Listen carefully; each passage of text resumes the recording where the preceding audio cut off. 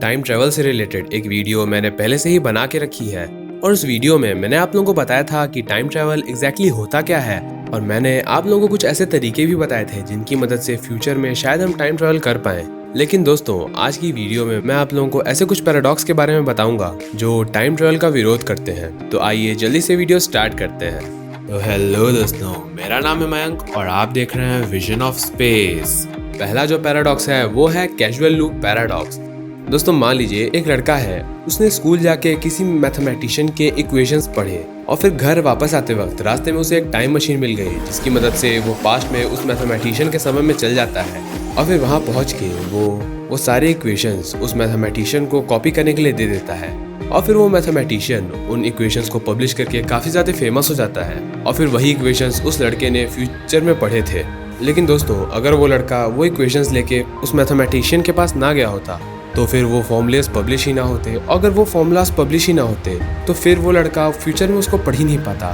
तो ऐसे में एक कॉन्ट्राडिक्शन क्रिएट होता है कि असल में वो जो इक्वेशंस हैं वो एक्चुअली जनरेट कहाँ हुए थे, फ्यूचर में उस लड़के के पास या फिर पास्ट में उस मैथमेटिशियन के पास।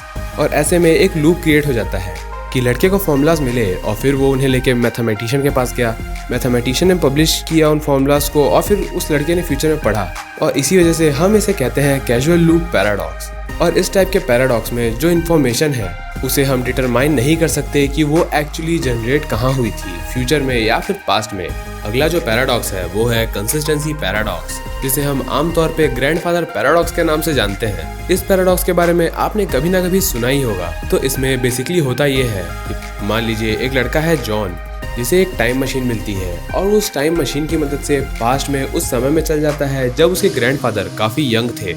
लेकिन किसी कारणवश उसके पास्ट में जाने की वजह से उसके जो यंग ग्रैंडफादर रहते हैं उनकी डेथ हो जाती है। तो अब जब जॉन के ग्रैंडफादर ही नहीं रहेंगे तो जॉन के पापा भी पैदा नहीं होंगे और अगर जॉन के पापा नहीं होंगे तो जॉन खुद पैदा नहीं होगा और अगर जॉन नहीं होगा तो वो पास्ट में नहीं जा पाएगा और अगर वो पास्ट में नहीं जाएगा तो फिर उसके ग्रैंडफादर की डेथ नहीं होगी और अगर ग्रैंडफादर की डेथ नहीं होगी तो जॉन पैदा होगा और अगर जॉन रहेगा तो जॉन पास्ट में जाएगा जिसकी वजह से उसके ग्रैंडफादर की डेथ होगी।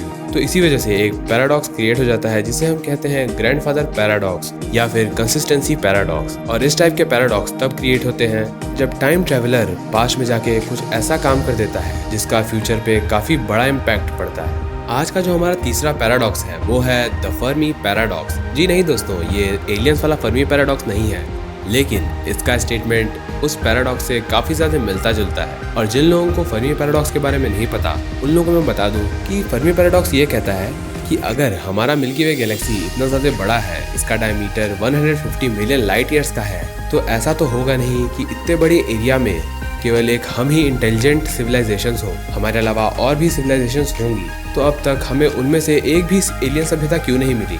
और दोस्तों फर्मी पैराडॉक्स में मैंने पूरी एक वीडियो बना के रखी है।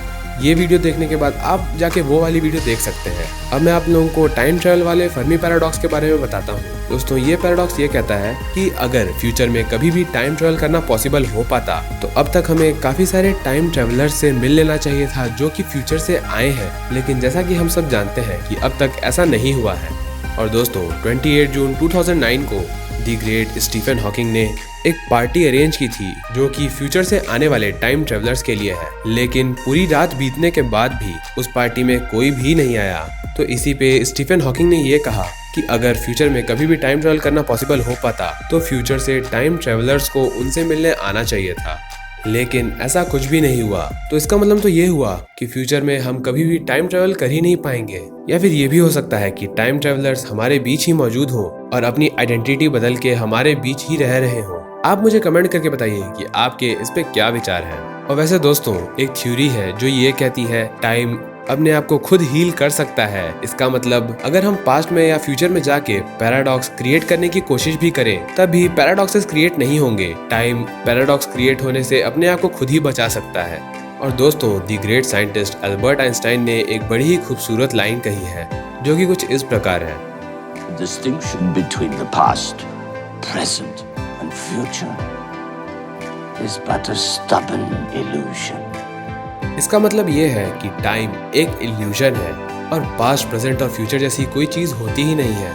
आप मुझे कमेंट में करके बताइए कि क्या आप आइंस्टाइन की कही गई इस बात से सहमत हैं या नहीं। तो बस दोस्तों, आज की वीडियो में बस इतना ही। मिलता हूँ नेक्स्ट वीडियो में किसी ऐसे ही मजेदार टॉपिक के साथ। तब तक के लिए बाय।